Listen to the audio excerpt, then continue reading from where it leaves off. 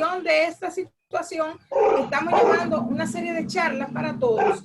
El Centro PYME trabaja como parte del Viceministerio de Fomento a las MIPYMES del Ministerio de Industria y Comercio. Es una alianza de triple vía, esto es el sector empresarial, el sector académico y el gobierno. Estamos desde el centro de Ucateba, aquí en Barahona. Esta tarde tenemos un tema por una situación que se nos ha presentado en todo el país. El pasado 17 de marzo, el Poder Ejecutivo dispuso por decreto la entrada o establecimiento en el país de lo que se llama un estado de emergencia. El llamado estado de emergencia pone al país en situación que afecta y repercute en lo social, lo económico, educativo y por supuesto en el área jurídica. Del área jurídica podremos pasar días y días hablando, pero esta tarde vamos a conversar de una serie de detalles que afecta puntualmente a las pymes. Les afecta de una manera al empleador y de otra al empleado. Para la ocasión hemos invitado a un abogado de esta ciudad de Barahona. Él mismo es profesor de la carrera de Derecho en la UAS, ejerce la carrera de manera exitosa desde hace varios años. Ha sido gerente y consultor legal de varias empresas y organizaciones y es presidente fundador del Instituto Nacional de Investigación Jurídica, INIA, que tiene su sede aquí en Barahona. Se trata del doctor Carlos Julio Félix Vidal, con quien conversaremos acerca de esos detalles que impactan a las pymes. Pero antes de entrar en materia de las pymes, vamos a ponernos un poco en contexto. El doctor le vamos a pedir que muy amablemente nos hable de qué se trata el estado de excepción y qué es lo que lleva al Poder Ejecutivo a declarar un estado de emergencia, en cuáles situaciones y cómo esto impacta en los derechos fundamentales de los ciudadanos. Después vamos entonces a entrar ya en materia para hablar concretamente de cómo le afecta a las pymes el tema del estado de excepción, el estado de emergencia. Muy buenas tardes, saludo al doctor Carlos Julio Félix Vidal con ustedes. Carlos, adelante. Sí, muy buenas tardes, Ana, y a todos los participantes en este conversatorio. Los llamados estados de emergencia forman parte de una categoría más amplia que son los estados de excepción. Un estado de excepción en cualquier país del mundo implica que hay alguna anormalidad que no se puede abordar por los mecanismos ordinarios, que requiere de un paquete de medidas económicas, sociales y un paquete de disposiciones normativas para poder afrontar la situación. República Dominicana tiene una constitución a partir del año 2010 que ha seguido el modelo español en lo que respecta a los estados de excepción y tenemos configurado 3 estados. El estado de defensa, que es un estado el más serio, el más grave, al que se acude cuando hay una situación de conflicto con un país extranjero, es decir, es un estado de guerra con una nación distinta a la nuestra. Está el estado de conmoción interior y el estado de emergencia. El estado de conmoción interior normalmente se debe a situaciones de conflictos internos.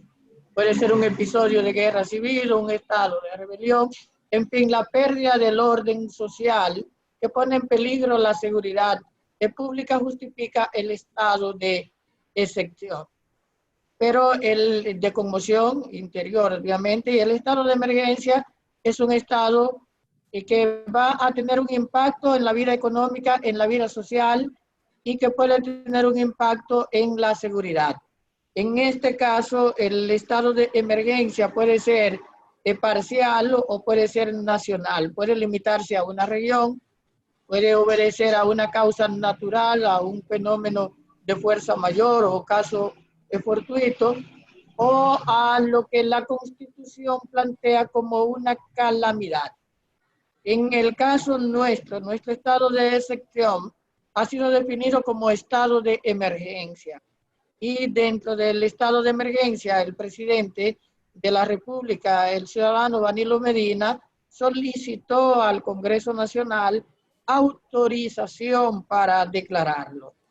El Congreso ha autorizado al presidente de la República desde la primera ocasión en que lo solicitó, por 25 días y sucesivamente en 2 ocasiones más por 15 días. Actualmente se está discutiendo si este periodo se extiende. De manera que el estado de excepción se vincula también con los derechos fundamentales, que son una serie de derechos, una serie de prerrogativas de la que gozan los ciudadanos en situaciones normales y que podrían eventualmente ser afectados en un estado de excepción. En el caso del estado de emergencia, los derechos que más se afectan en el estado de excepción son derechos vinculados al ejercicio de prerrogativas judiciales, al derecho de la libre expresión y el derecho de la asociación. Cuando notamos las autorizaciones de este estado de excepción, vemos que son pocos los derechos fundamentales que se han decidido afectar, pero se incluyen obviamente este derecho de circulación, el derecho de tránsito, para poder justificar los toques de queda, es el aislamiento social, y también se afectan ya en la normativa dispuesta a través de decreto por el presidente de la República el derecho del trabajo. El derecho del trabajo, en cierta medida, está muy vinculado al desarrollo económico del país. Un país no se desarrolla si no hay trabajo, si no hay actividad económica. Y en ese plano, obviamente, es el que parece que deviene interesante entender cómo el manejo entre el capital, que es representado por el empleador, y el servicio, el trabajo, que es ofrecido por el trabajador, requieren de cierto concierto y de la asistencia del Estado en una situación de emergencia como la que vive el país.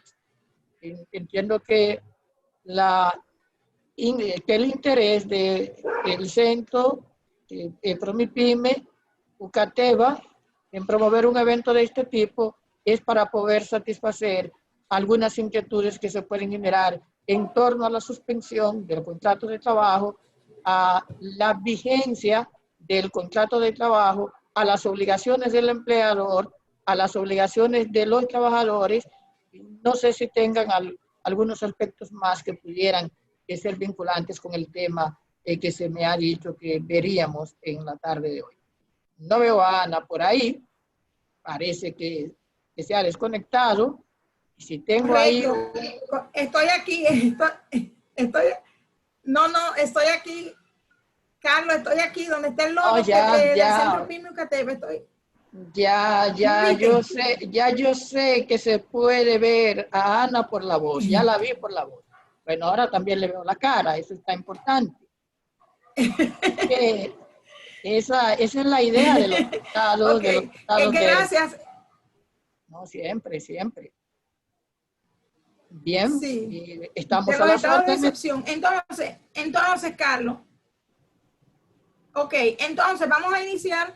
Si ya nos pusiste en contexto, hablando de qué se trata el estado de excepción, qué justifica el estado de emergencia, cómo el presidente de la República puede tomar decisiones que van a impactar en la vida nacional, en la parte económica, del desarrollo económico, en la parte laboral. Siguiendo en esa línea, quiero preguntarte, en este caso de Estado, ¿es legal que se suspenda a los trabajadores de sus trabajos, de sus funciones?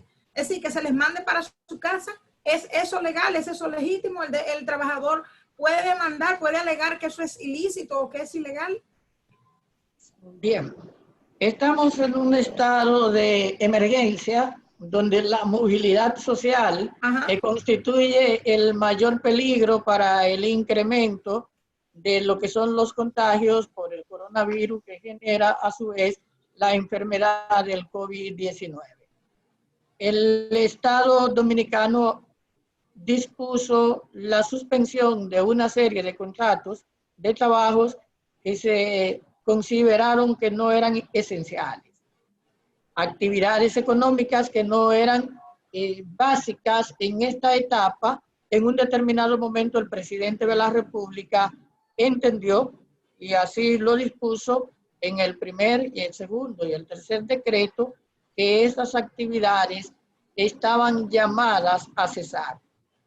Cesar las actividades de una empresa implica automáticamente suspensión del contrato de trabajo. Pero cuidado con eso, porque el tema podría eventualmente generar conflictos de índole laboral, demandas que interpongan los sujetos del contrato de trabajo.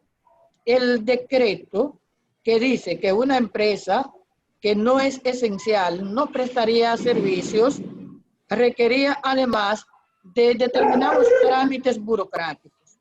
Para suspender el contrato de trabajo hay que dar algunos pasos ante el ministerio. ¿Qué pasaría si un empleador llegó a entender que la actividad en su sector estaba suspendida y no hizo las comunicaciones del lugar?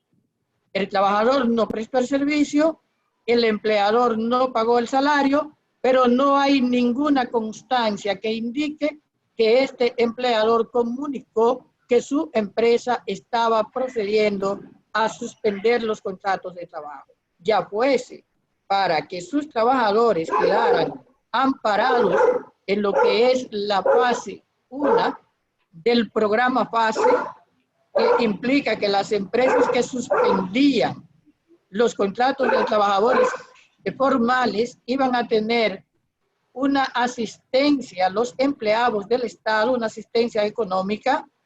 ¿Qué pasaría si ese empleador sencillamente no lo hizo?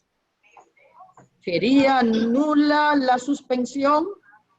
¿Generaría derechos al trabajador a cobrar salarios caídos? El tema, obviamente, será un controvertido laboral si se presentan demandas, porque entonces habría que llegar a entender qué alcance puede tener al margen del formalismo laboral la realidad social que justifica el estado de emergencia.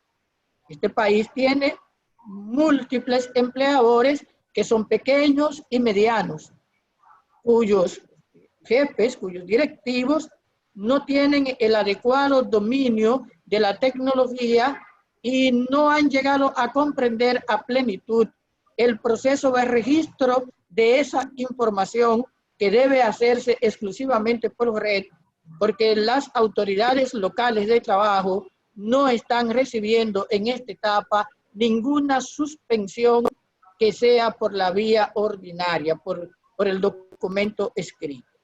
En ese tenor, obviamente, si me preguntas cuál es mi visión técnica de la situación, yo te diría que hay principios del derecho laboral que no señalan que el contrato de trabajo debe cumplirse de buena fe. Sí, el presidente de la República suspendió las actividades y dijo que las empresas no van a prestar servicio, está suspendiendo por una norma legal la situación y la condición en la que se convino el contrato de trabajo.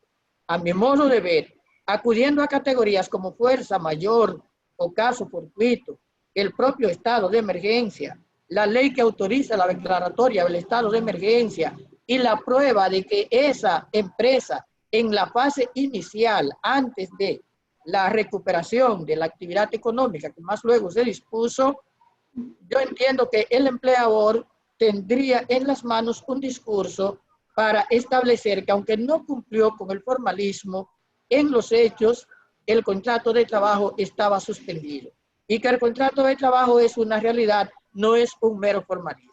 Sin embargo, el trabajador podría desarrollar el otro discurso que también tendría asidero, que es que la ley ha establecido que los contratos de trabajo, para que la suspensión surta efecto, tiene el empleador que cumplir con el formalismo de la comunicación al ministerio y de la notificación correspondiente al trabajador. El juez laboral tendrá que decidir ante dos teorías posibles, Si me pregunta por cuál me inclino, por una cuestión de ética, pues en términos profesionales, yo te diría que entiendo que el estado de emergencia es equiparable a la fuerza mayor, que la fuerza mayor libera del cumplimiento de las obligaciones.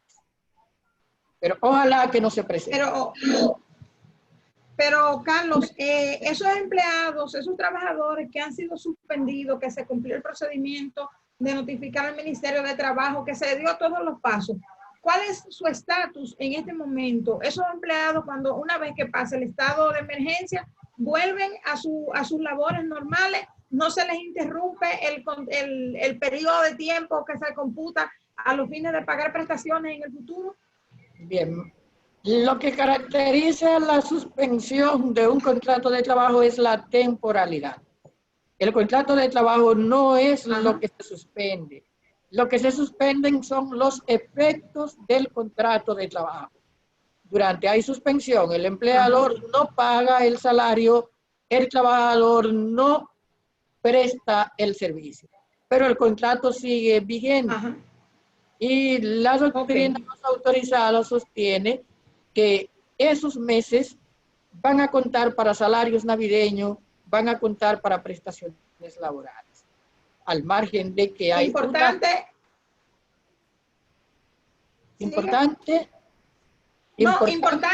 que los empleadores y que nuestros empresarios que están aquí presentes conozcan ese tema, conozcan ese dato, y los empleados a su vez que están aquí presentes escuchándonos también conozcan esa información, que el contrato no se terminó para reiniciar uno nuevo, sino que sigue vigente, solamente que no están trabajando, no están recibiendo pago, pero el contrato de trabajo le sigue vigente y el tiempo que se para cuenta para futuras prestaciones. Recapitulando, ¿verdad? Importante saber eso. Es bueno hacer algunas distinciones, porque nosotros tenemos en materia laboral una derogación del principio de que la ley no tiene efecto retroactivo.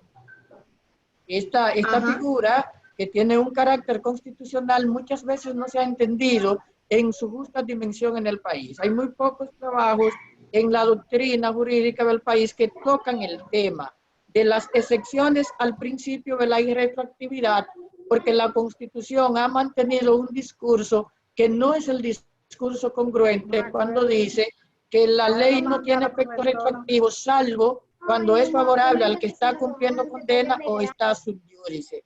Uno podría entender que esta es la práctica que se sigue en el país y que se sigue en el mundo. Sin embargo, no es así cuando la propia Constitución, en los artículos 73 y 74, ha establecido que los derechos fundamentales han de ser interpretados en el sentido más favorable al titular del derecho, y que cuando hay conflictos de normas o cuando hay normas que pueden en el tiempo contraponerse, va a prevalecer la norma que sea más favorable a el titular del derecho.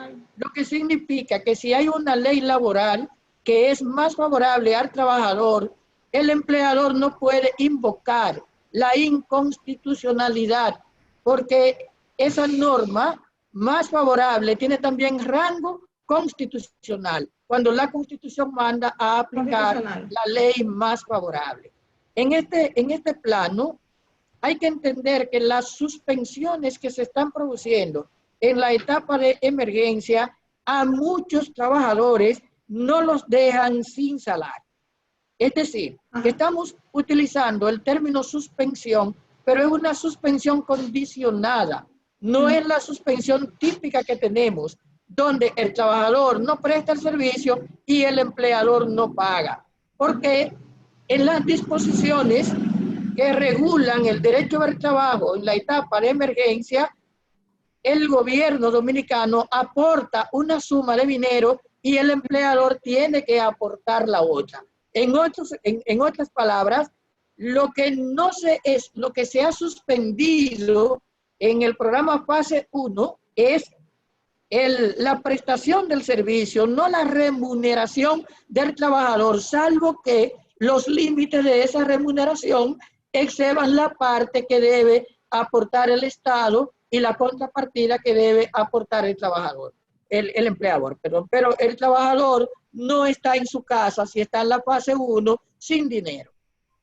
Eso es importante que se sepa, porque si un empleador dice, bueno, yo no, lo único que está recibiendo el trabajador es lo que le va al gobierno, yo no tengo que dar nada, el trabajador que no ha recibido esos recursos puede demandar luego que cese el Estado por pago de esos salarios, porque ese derecho proviene de una norma legal y esa norma legal condiciona el Código de Trabajo y por lo tanto, al ser más favorable al trabajador, es la llamada a aplicarse.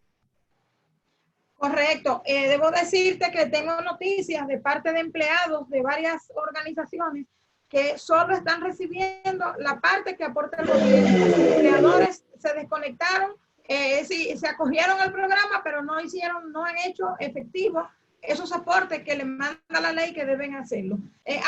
Siguiendo con el tema del programa FASE, la disposición que hubo o la disposición que hay para que las empresas se puedan acoger al programa FASE es que estas empresas deben estar formalizadas, deben tener su RNC, deben estar registradas en el Ministerio de Trabajo, deben cumplir con toda la normativa que requiere una empresa para que se diga que está formalizada, que tiene su acta de nacimiento. Sabemos que el Código Laboral dispone que el contrato de trabajo se presume de hecho. ¿Qué opinión te merece este tema de que el gobierno solo ha tomado en cuenta las empresas que están formalizadas para que se puedan acoger al programa FASE y no a las que no están formalizadas, pero en las cuales sí existe un contrato laboral de hecho, en la práctica, en los hechos? Bien, ese punto es interesante porque hay incluso empresas formalizadas que quedaron excluidas en una determinada etapa. La fase 1 es para las empresas que suspenden sus actividades y la fase 2 es para las empresas que deciden mantener el servicio. El Estado hace un aporte económico. Y sin embargo, el Estado no incluyó lo que se llama la economía informal o el trabajo informal.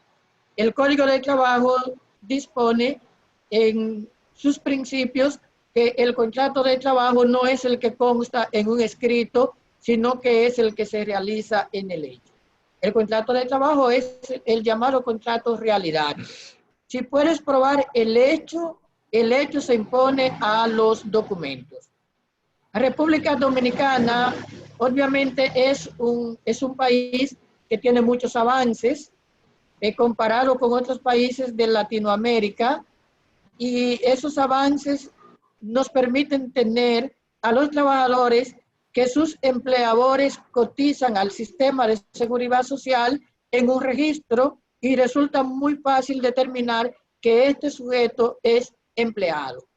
Tenemos en esta facilidad la oportunidad de que el Estado haya incorporado fondos a las tarjetas o a las cuentas de nómina de estos trabajadores que sin tener que desplazarse de sus casas han recibido las sumas correspondientes.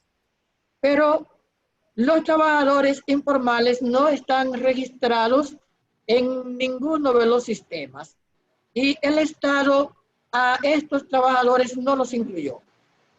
De manera que ahí tú vas a tener trabajadores que han prestado servicio en cafeterías, por ejemplo, en colmados, que tampoco están incluidos este tipo de actividades en esta programación, pero vas a tener trabajadores de médicos que no tienen organizado el consultorio como una empresa, ni han registrado a sus trabajadores en un registro laboral como persona física. Yo lo que entiendo es que el Estado a estas gentes le aportó a los que podía identificar partidas no tomando en cuenta su condición de trabajador, sino su condición de ciudadano. En este sentido, rastreó a las personas más necesitadas a través de las llamadas tarjetas de solidaridad. Y sobre esta base les colocó determinadas sumas.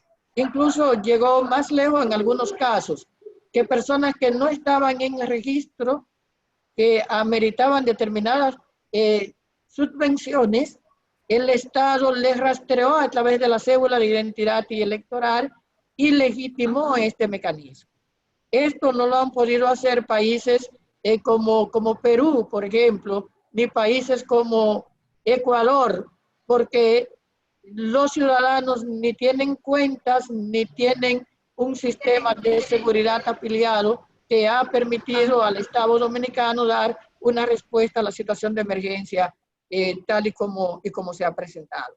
Pero lo de la suspensión de esos contratos de trabajo sí está presentando un inconveniente que creo que es criticable, porque el país debe tener en este momento más de 30% de las personas que producen el dinero que trabajan en el sector informal de la economía, que no están en una empresa que les mantiene en el sistema de seguridad social.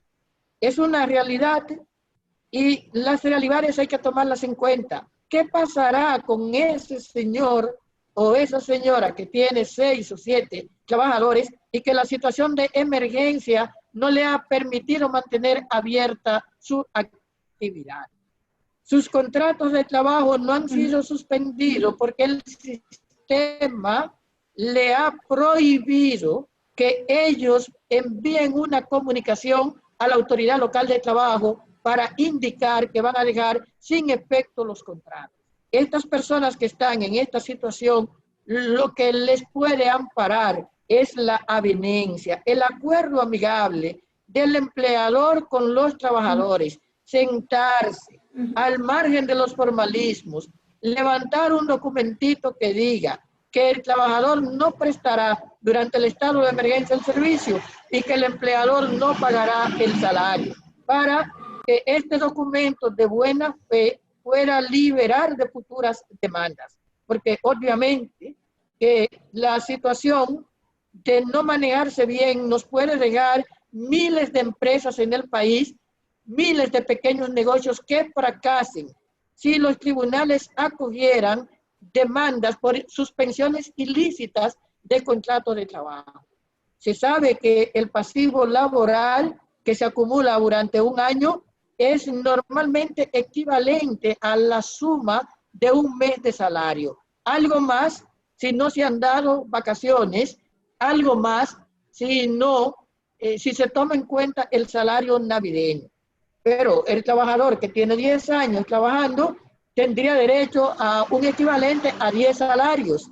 Si ganaba 15,000 pesos, el empleador tendrá que buscar 150,000 pesos. Si tiene 10 trabajadores, estamos hablando de casi 1,000,000 de pesos. Y si tiene meses sin producir y le acogen favorablemente estas demandas, porque él no comunicó la suspensión, pero la suspensión no podía comunicarla porque él no estaba registrado, entonces estaríamos ante una situación extremadamente compleja para el sector informal de la economía, que a mí en lo personal me preocupa, porque los programas del Estado están orientados a la gente que está formalizada.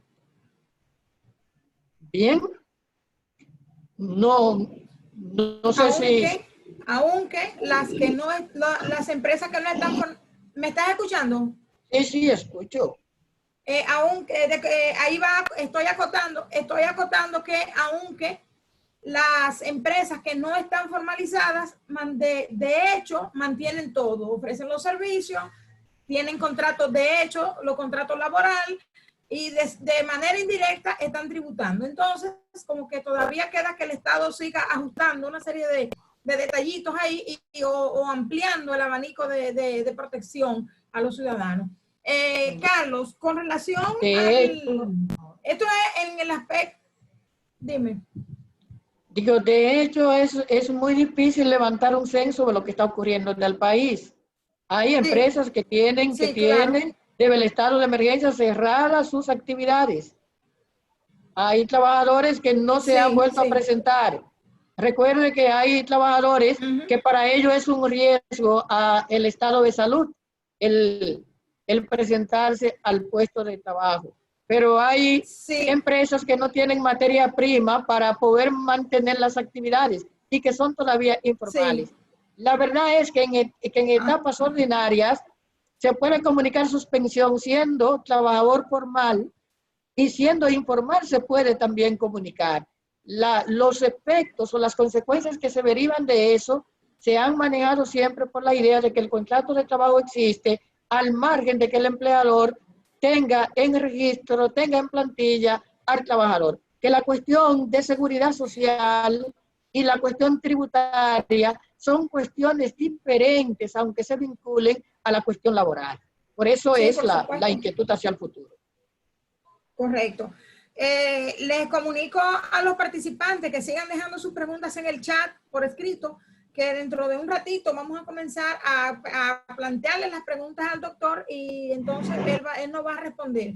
Siguiendo en esta línea, Carlos, eso es la parte como el aspecto más importante o más álgido en el tema con relación a la relación de las MIPYMES, es decir, a cómo impacta este tema, esta situación a las MIPYMES, que es en el tema laboral principalmente, en el tema del contrato de trabajo. Entonces, siguiendo en eso, ¿en qué otro, según tu experiencia y de acuerdo a lo que tú has ido viendo, a lo que hemos ido viendo en las noticias, a lo que se ha ido reportando, ¿cuáles otros aspectos tú crees que las MIPYMES deben tomar en cuenta en este momento en el que se está todavía en el estado de emergencia? No se sabe si se va a prolongar, no se sabe si ya se va a levantar, no, porque la conducta de la pandemia todavía es un poco inestable, todavía es un poco que no da señales es decir, no vemos señales de que digamos, ya llegamos a la meseta, va a comenzar a descender, el pico está subiendo, eso no lo sabemos todavía porque es bien inestable,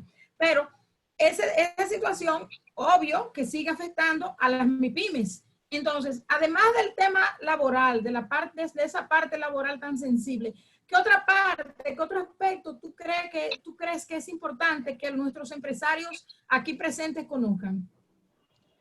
Bien. O que te preocupa. Sí, la cuestión es que paulatinamente el Estado ha llamado a incorporarse. Si tienen trabajadores suspendidos, deben tomar en cuenta que una disposición que llama a abrir las empresas deja sin efecto la suspensión y que por lo tanto hay un deber de incorporar al trabajador porque empieza a adquirir derechos al salario. Recuerden que hasta el 2 de junio llega el programa de las empresas que han quedado suspendidas y el Estado ha habilitado. El trabajador debe reintegrarse después que cesa la causa de suspensión y el empleador debe abrir las puertas de la empresa. Hay comunicaciones para que el trabajador entienda que la actividad se reanudó y hay un plazo fatal incluso para que se reincorpore. Porque si el trabajador no se reincorpora en el plazo que se establece, entonces hay razones como para despedirlo de manera justificada. El código establece que deben hacerse cuando no se ubican estos trabajadores, notificaciones en periódico, incluso en periódicos nacionales o en periódicos locales, y que esas publicaciones pueden durar hasta 3 días de manera consecutiva. Hay que cumplir con determinados formalismos para que no tengamos una crisis laboral, un amplio abanico de demandas que pueda distanciar la armonía que debería primar en el país entre trabajadores y empleadores luego de superar una etapa de emergencia. Pero una cuestión es el que tengamos la enfermedad y otra cuestión es que tengamos el estado de emergencia. El estado de emergencia debe provenir de una disposición legislativa. No hablo de que no sigamos teniendo problemas de enfermos y de contagiados. La cuestión es que si el Congreso, por ejemplo, no autoriza el estado de emergencia, seguir con coronavirus, pero no vas a seguir con toque de queda. y no va a seguir con actividades paralizadas. Esa es la verdad. Son dos temas que hay que irlos viendo. ¿Qué preocupa con las pequeñas empresas? Bueno, una pequeña empresa puede tener un capital tan ínfimo que sea el mismo capital para el mantenimiento de la empresa y el mantenimiento de la familia. Sí. Y si esa empresa agotó en carnes y en leche y en pamper el capital de trabajo, entonces el Estado tendría que pensar que debe de manera congruente disponer partidas que permitan capitales frescos para que estas actividades se retomen. Porque el Fondo Monetario Internacional ha dicho recientemente que no solo estas pequeñas empresas están llamadas a quebrar, sino una serie de bancos en el mundo, bancos, entidades financieras sólidas, están llamadas a quebrar porque es que hay un trastorno de la actividad económica. Ahora es hasta un problema para una empresa la sobreproducción, porque si tu empresa era producir plátano y los plátanos no se están vendiendo, tú vas a tener pérdida porque mientras más produce, menos vende, pero más gastas para mantener la actividad. Como los ingenios del Estado que perdían 6 centavos de dólares a finales de los 90 de cada libra de azúcar que producían. Es decir, la situación es muy compleja y yo creo que se debe sincerizar el tema y ver dónde van a estar los recursos para que esos pequeños negocios puedan retomar la actividad. Porque las empresas pequeñas normalmente son empresas familiares y las empresas familiares no tienen tanta organización en lo que es la parte contable y la parte de previsión de riesgo. Es así, tenemos la experiencia desde el centro, por eso es uno de los servicios que ofrece el centro. Tenemos allí a nuestra asesora Flor Ángel Félix, una eficiente contadora, asesorándole en el tema de la una eficiente contadora que honra esta región. Sí, entonces ese es uno de los papeles del centro, precisamente, asesorar a nuestros empresarios y de hecho en las primeras etapas del cese, cuando entró en vigencia, cuando entró el programa FASE, se trabajó mucho, los asesores empresariales, Samuel, Kaylee, trabajaron mucho con nuestros empresarios, asesorándoles acerca de cómo eran los procesos y dándoles seguimiento y ayudándolos a alcanzar que pudieran registrarse. Los centros PYME en todo el país han trabajado mucho con ese tema. Entonces, Carlos, esta reflexión, siempre tienes unas reflexiones bien interesantes, unos puntos de vista así como un poco más amplios, que nos encantan a los que te seguimos, a tus seguidores jurídicos, nos encantan esos puntos de vista, porque por tu experiencia laboral y demás, tus estudios y otras cosas, tienen la posibilidad de ver el problema como desde otras aristas. Fíjate que no solamente pensábamos en el tema del contrato laboral y lo veíamos así como de una manera muy simple. Bueno, me acojo al programa FASE, yo pago una parte o no la pago, el gobierno paga la otra y después volvemos con el tema. Pero entraste en detalles que nos dieron luz, nos dan luz a todos. Y esos detalles nos llevan a preguntas. Les exhorto a los participantes, por favor, que escriban sus preguntas en el chat. Ya en un ratitito las vamos a leer. Entonces, Carlos, para finalizar la parte de entrada, la parte de reflexión, me gustaría saber si tienes alguna reflexión de cómo piensas que podría ser nuestro futuro, además de la necesidad de lo que ya planteaste, de que las empresas, las grandes y las chiquitas, van a necesitar un apoyo más allá del programa FASE para poder pervivir en el futuro inmediato o a mediano plazo. Algo más con relación porque esto va a durar mucho, esto es indefinido. Pero este es otro tema, ese es otro tema. Es decir, el tema del COVID tiene muchas aristas. Están los médicos, está el sector educativo, está el sector empresarial, el sector agrícola. Pero desde tu punto de vista, desde tu posición de abogado, de pensador del derecho, ¿qué, ¿qué reflexión se te ocurre, además de lo que planteaste ahorita, para las pequeñas empresas que debo decirte que son una parte importantísima de nuestra economía? Está la economía informal, están las MIPYMES, que son como no voy a decir que bueno, casi la columna vertebral, podríamos decir, de la economía. Entonces, a esas MIPYMES hay que cuidarlas. Y planteaste una idea que ojalá que llegue a alguien con poder, de esos que toman decisiones, que llegue a alguien que diga, pero vamos a tomar esta idea para ayudar a las MIPYMES, porque ciertamente las MIPYMES son como que la columna vertebral de nuestra economía, de nuestra precaria economía. Entonces, ¿qué otra reflexión tienen para nosotros antes de que pasemos a las preguntas? Mira, yo pienso que el país... Carlos. Sí, estoy acá, no sé si me están escuchando.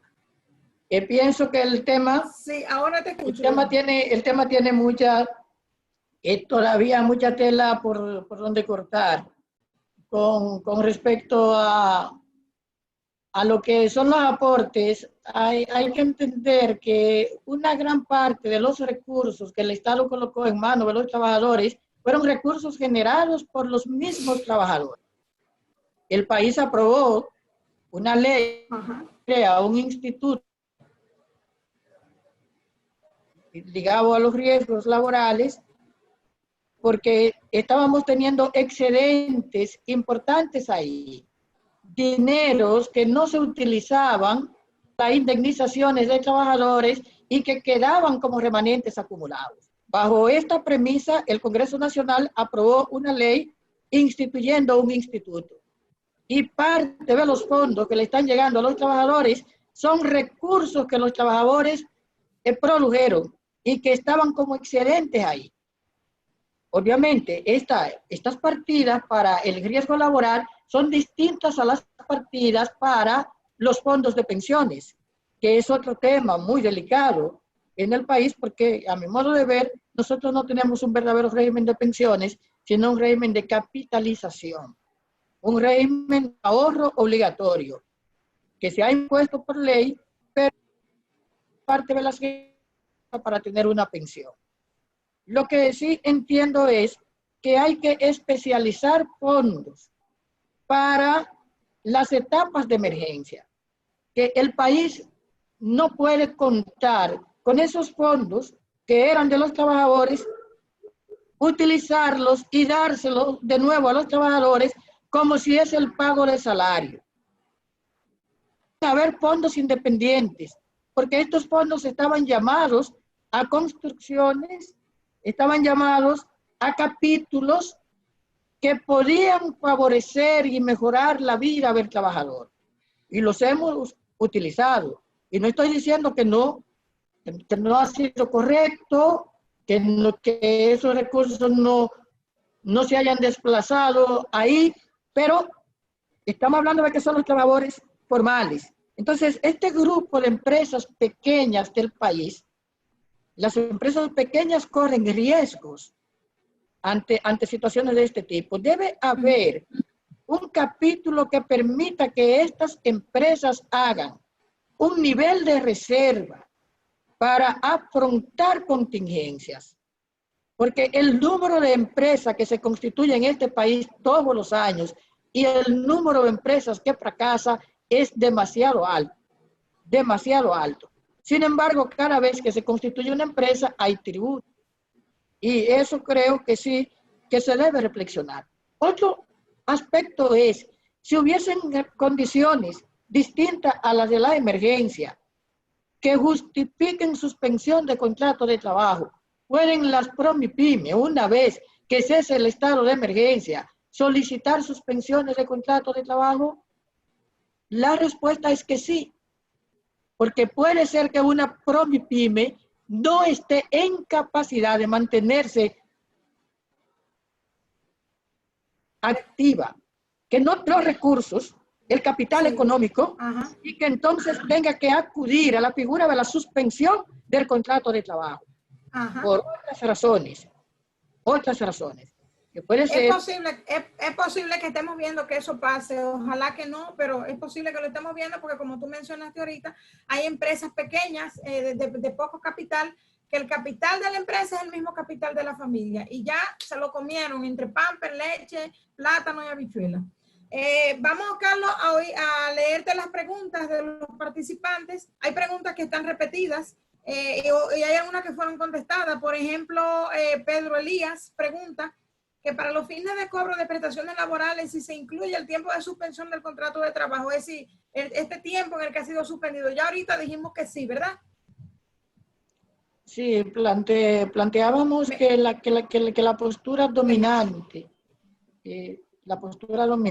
la que sostiene, por ejemplo, Manuel Rueda y otros tratadistas, el Lupo Hernández Rueda, perdón, es que es la temporalidad lo que caracteriza esto, y que esa temporalidad no priva de la vigencia del contrato. El contrato sigue vigente. Son dos efectos los que quedan suspendidos: no pagar el salario y no prestar el servicio. Que una interpretación consona con eso indica que la vigencia del contrato genera los demás efectos. Okay. Pero en derecho... Dime. Sí. Digo, en derecho siempre habrá lugar a las controversias. Ok, tengo aquí una pregunta que hace, no dice el nombre. Él pregunta que qué va a pasar con las bonificaciones que se debieron pagar en abril y que no se han hecho, y que los empleadores han suspendido a sus trabajadores sin la debida notificación al Ministerio de Trabajo. ¿Qué puede hacer el trabajador en ese caso y qué va a pasar con esas bonificaciones que no se pagaron en el tiempo que debieron pagarse? Bien, habría que ver en qué sentido se está utilizando el término bonificación, porque lo que ha aprobado el Estado es subvención o transferencia de fondos a los trabajadores.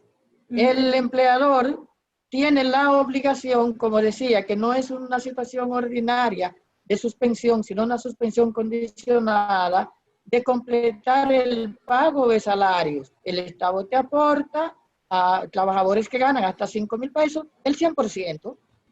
Si el Estado pagó los 5,000 pesos y él ganaba 5,000 pesos, el empleador no tiene que dar nada. Pero a partir de una determinada suma, el Estado aporta un 70% y el trabajador y el empleador aporta un 30%. Si hay situaciones de ese tipo y el empleador no ha pagado, entonces debe pagar. Está obligado a pagar. Y no solo eso, tiene que pagar durante el estado de suspensión las cuotas del trabajador en el sistema de seguridad social.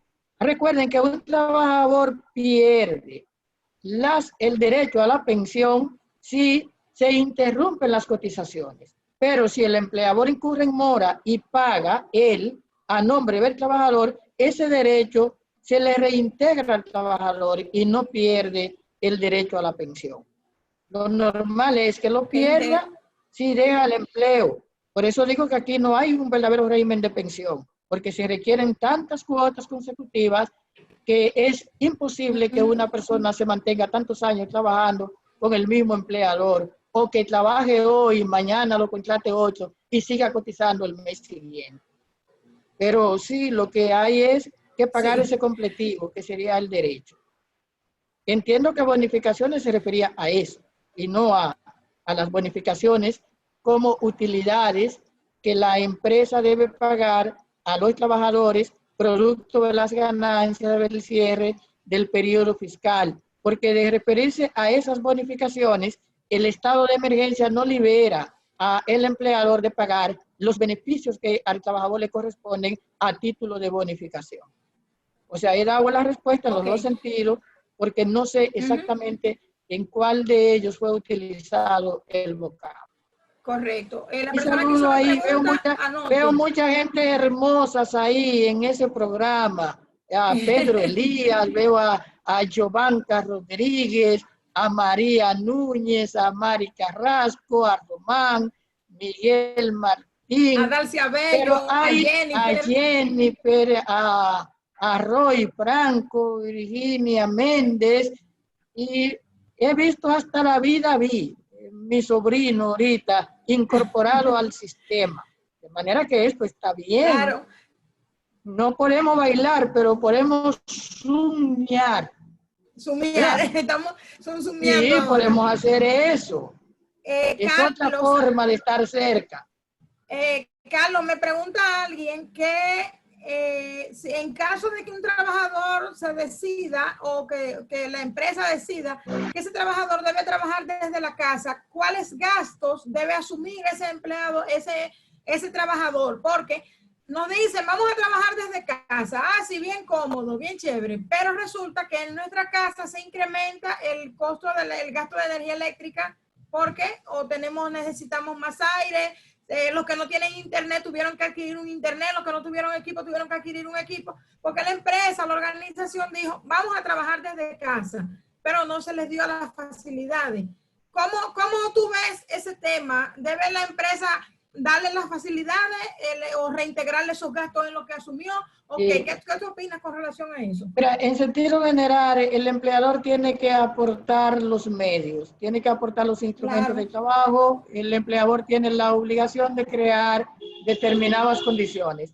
Hay países donde han hecho acuerdos que incluso al trabajador se le paga una suma por el uso de una habitación como oficina, le pagan entonces como trabajador y le pagan como un inquilino de su espacio. Claro. Esas cuestiones se dan, pero el punto está en la buena fe. Si la gente puede o no puede. Hay empresas que pueden utilizar adecuadamente a trabajadores desde la casa y hay empresas que no lo pueden utilizar. Pero sobre la marcha, lo que yo entiendo que debe primar en esto es diálogo para facilitar que el país continúe. Porque la situación se puede empeorar. Nosotros, si mañana no tenemos un estado de emergencia constitucionalmente garantizado, pero tenemos una emergencia sanitaria y creciendo los números de infectados, entonces vamos a necesitar un país maduro, donde todos entendamos que es una etapa de sacrificio la que estamos viviendo y que el problema no es solo del gobierno, que el problema es un problema del país y de cada ciudadano. Creo que debe primar la idea de la buena fe para facilitar los diálogos. En algunos casos, lo peor que puede pasar es que al trabajador lo despidan. Que sería una pregunta importante. ¿Se puede despedir a alguien en el estado de emergencia? Espero que nadie la haga. Tengo esa pregunta no aquí pero respóndela, por favor. Por favor. No me digas. Bien, no, respóndela. El despido y el desahucio se pueden producir si no hay suspensión. La empresa que tiene suspendido a un trabajador no puede tenerlo suspendido y despedirlo. Tendría que esperar que cese la suspensión. Pero la empresa que tiene el trabajador prestando servicio y el trabajador incurre en faltas o no incurre en falta, la empresa puede ponerle término al contrato. Si le pone término, si falta, estaríamos hablando del desahucio y entonces tendría que pagarle el cúmulo de prestaciones laborales que le corresponde. Y si le pone término por despido, creyendo que hay falta y la falta no puede probarla, tiene que pagarle las prestaciones laborales también en su debido momento. Pero ya no lo sabe, al que hizo la pregunta, ya tiene su respuesta por ahí. Carlos, pero esa pregunta estaba hecha. Por eso te dije. Una información a los participantes, ya subí en el chat el formulario de evaluación de la actividad. Por favor, sean amables con nosotros. Por favor, denme un 10, que uno está suspendido de hablar en la universidad y ahora entonces está hablando aquí con ustedes, haciendo de este espacio otra universidad, claro, con el apoyo de Eucateva. Por eso. Y con una anfitriona como Ana Rodríguez, que debería sugerirle a Zoom que incorpore la taza de café. Claro. Bueno, lamentamos que no podemos ofrecértela de manera física, No, la taza de café. Perdón. Mi cuñada María está cerca y resuelve cualquier problema de eso. Bueno, Carlos, tengo, por favor, a los participantes, llénenos el formulario para que nos evalúen. Ustedes ya conocen cómo es el procedimiento. Otra pregunta, Carlos. Me pregunta aquí María Núñez, ¿qué pasa si en la primera fase de apertura de la economía inicio mis operaciones, pero no he levantado la suspensión del contrato de trabajo? Supongo que en la CISALRIL, pero lo hará el 1 de junio. ¿Qué pasa con eso? Es decir, se reactiva la economía, pero ella inicia las operaciones, pero no ha levantado la suspensión del contrato. Es decir, no ha ido al Ministerio de Trabajo a decir, ya estoy suspendiendo, parando esto y sigo normal. ¿Qué pasa con eso? Bien, bien. Eso va a depender de cuál sea la situación de la empresa. Las empresas que tienen suspensión no pueden pasar a la actividad laboral sin cumplir con un trámite que se ha exigido, que es el levantamiento de la suspensión a través de una figura creada en el derecho laboral de emergencia, que es el desistimiento de la suspensión. Es decir, yo dije en la primera etapa, mire, yo voy a suspender los contratos, pero luego yo entiendo que puedo abrir la empresa. Entonces yo tengo que notificar eso al Ministerio de Trabajo. Yo tengo que llenar un formulario y que actualizar el estatus del trabajador. Porque el trabajador, mientras tanto, tiene un estatus que dice que está suspendido. Y yo no puedo llamar a una persona suspendida en estado de emergencia motus propio. Tengo que desactivar la condición que tiene. Eso es importante para María Núñez, la persona que preguntó, pero esperamos que sus preguntas hayan sido... ¿Perdón? Bueno, estoy diciendo que esperamos que sus inquietudes hayan sido satisfechas. Tengo vamos a hacer una pregunta más. Tengo aquí, déjame ver un mensaje.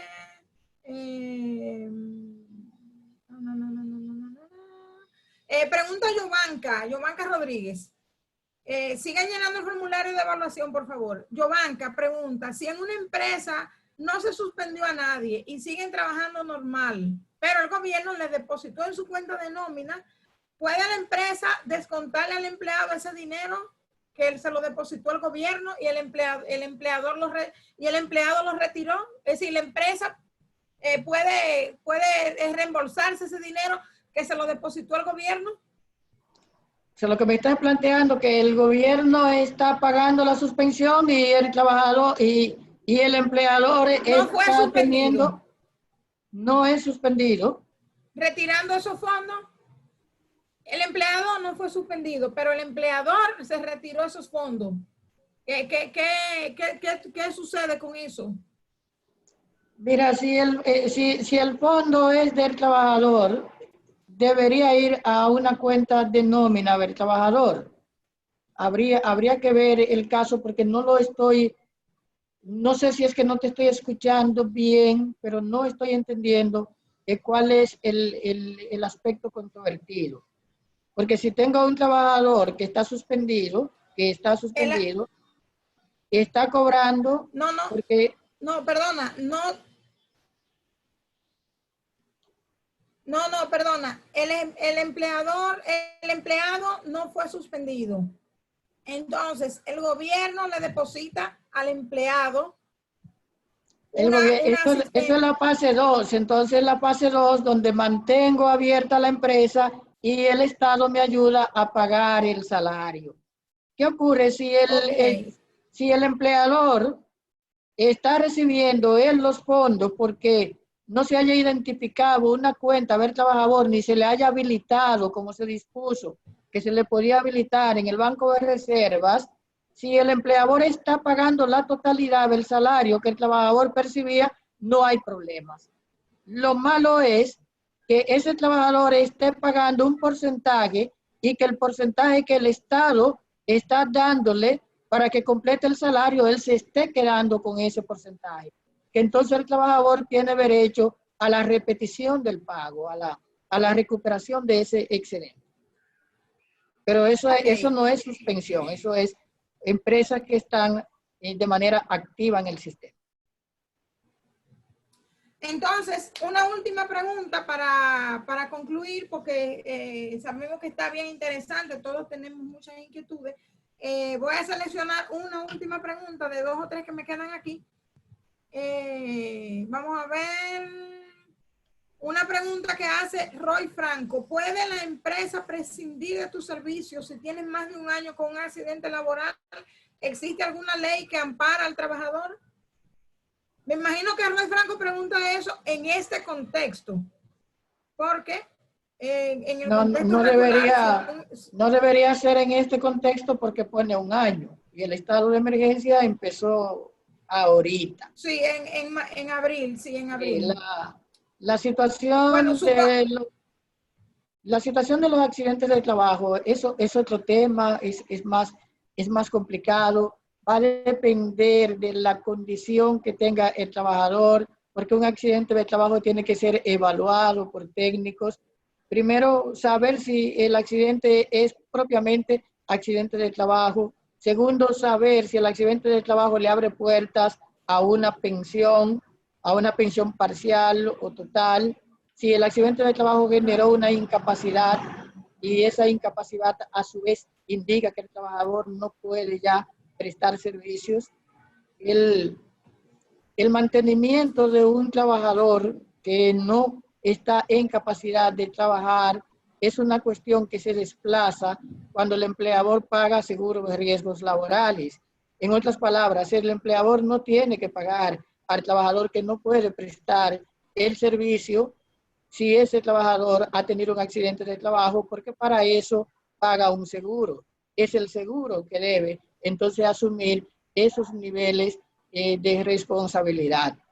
Si por alguna razón el trabajador fallece o muere, pues esas obligaciones van a los familiares del trabajador, que de hecho es una suma alta de dinero porque se incluyen 6,000 días de salario que puede sacar a la familia adelante. Nadie quisiera tener un accidente de trabajo y morir, pero como la muerte es un hecho natural y jurídico, va a llegar porque es natural, no hay forma de evitar la muerte, como produce efectos jurídicos, pues el empleador quisiera que uno de esos efectos jurídicos sea que sus propios familiares no queden en una situación difícil cuando él era el proveedor. Pero sería una cuestión de riesgos laborales. ¿Qué ocurriría? Que sería el otro ángulo de la pregunta. A veces lo más difícil es contestar la pregunta sin saber en qué está pensando el que la hace. Es probable que esa pregunta nos lleve al campo del informal, el empleador que no tiene registrado al trabajador. Entonces, este empleador sí tendría una situación difícil. Hay empresas que se han perdido completas porque un trabajador ha tenido un accidente de trabajo y no estaba provisto de seguro. Completas. 10 o 15 años de trabajo de una familia quedan se pierden porque hay que vender para pagar las indemnizaciones. Veo en este sentido la utilidad que tiene el que el país esté trabajando con los micros y medianos empresarios para que se formalicen y para que coticen, porque el seguro es una respuesta a un siniestro, a una eventualidad. Y no tenemos seguro de riesgos laborales si no tenemos registrado a los trabajadores. En ese plano creo que el trabajo que hacen ustedes, y me permito felicitarles al equipo dinámico que tiene la entidad de Conitime en la región y a los técnicos que trabajan en asesoría, porque este tipo de labor ayuda al fortalecimiento de la vida económica del país y ayuda también a que tengamos familias más seguras. porque debe ser muy difícil saber que un trabajador perdió una pierna cuando no hay un seguro. ¿Cuánto vale una pierna de un trabajador? Debo decir que hasta eso tiene precio en la ley. La ley dice cuánto vale el dedo pulgar y cuánto vale el meñique, cuánto vale el índice y cuánto vale el cocote de una gente. Si perdiste la cabeza, eso es lo que más vale. De manera que... Pero no hay reposición. ¿No hay? No hay prótesis, porque de un dedo te ponen una prótesis de una pierna, pero de la cabeza no. Y por eso... Carlos, vamos a dejar la invitación abierta, las puertas abiertas, por supuesto, siempre contamos contigo, siempre estás dispuesto a colaborarnos, muchas gracias, te agradecemos eso, agradecemos la presencia de nuestros invitados, de nuestros empresarios, de nuestros allegados que se sumaron esta tarde y queremos invitarles, ya les avisaremos, para que hablemos del tema de riesgos laborales, porque ese tema para las MIPYME, para las micro, para todas, es muy, muy importante, no solo para las MIPYME, sino para todas las empresas, las grandes, medianas y demás, incluso para las asociaciones sin fines de lucro. Y debo decir para los abogados, porque en el país los abogados se confunden con las demandas en responsabilidad civil y las demandas indemnizatorias por riesgos laborales. Ajá. Y colocan a los empresarios en causa, cuando deberían colocar en causa al sistema.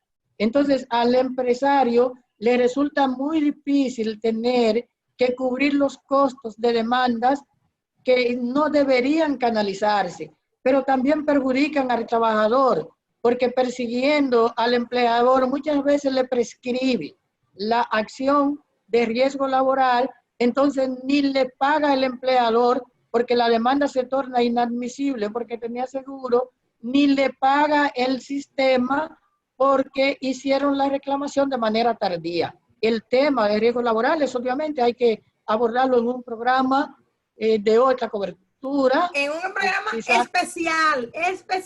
Lo vamos a hacer, Carlos. Lo vamos a coordinar para que luego entonces lo traigamos por aquí para nuestros empresarios, para nuestros micros, pequeños y medianos empresarios, para nuestro distinguido público que esta tarde nos honra con su presencia.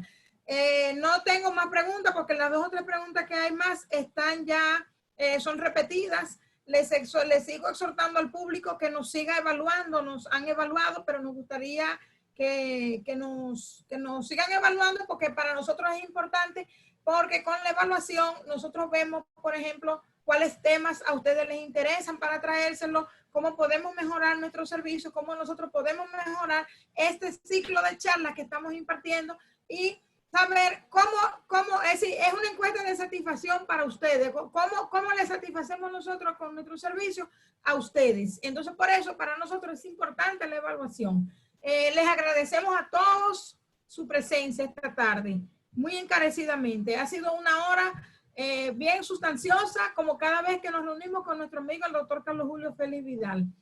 Más adelante tendremos otra charla, se las avisaremos por las vías correspondientes a todos los aquí presentes. Gente, buenas tardes. No tenemos palabras para agradecer. Que pasen buenas. Hasta una próxima. Carlos, gracias.